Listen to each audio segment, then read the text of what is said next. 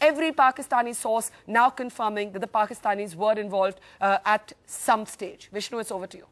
Barkha, that's an interesting point you mentioned, because in the initial period, the assumption was that American forces, helicopters with special forces on board, had crossed over from Afghanistan, had flown all the way to Abbottabad and carried out this particular operation. But we should know that there are significant American assets, military assets as well, which exist in Pakistan. And as a result of that, it's not too difficult for American military aircraft to be operating in Pakistani airspace. And as far as helicopters are concerned, it's quite possible that they could evade radar by flying quite low. So let's just bring up this graphic once again and focus not just on this particular military operation, because we are still trying to get a lot of details of that, but the events which took place in the White House in the hours ahead of the final hours of Osama bin Laden. Well, it started on the 29th of April, and Obama had signed the death warrant, as it were, for the world's most wanted man. He signed the death warrant for the world's most wanted man. It was on the basis of what he considered actionable evidence.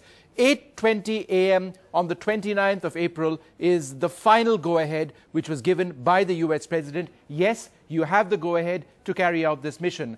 Now, the National Security Advisor, Tom Donilon, was present at that very important meeting, and finally, as a result of further orders being made, the final orders were prepared on the 29th of April, again on Friday. Now, by the end of Friday, the United States had decided, Obama had decided, this was the time to strike. Now, we don't know exactly what happened on Saturday, but quite obviously, Sunday, the 1st of May 2011, is when things started moving. The White House staff held several rounds of meetings reviewing all the pros and cons ahead.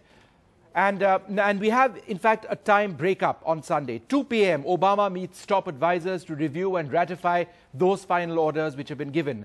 3:32 p.m., Obama returns to the White House Situation Room for an additional briefing.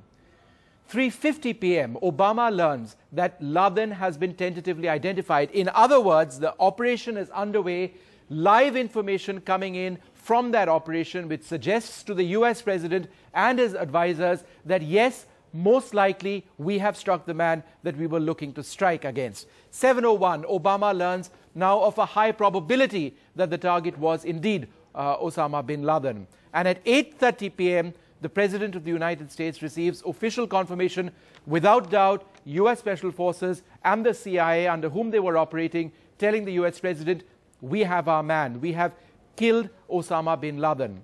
Now, immediately thereafter, White House reporters in Washington, D.C. are asked to rush for a press statement.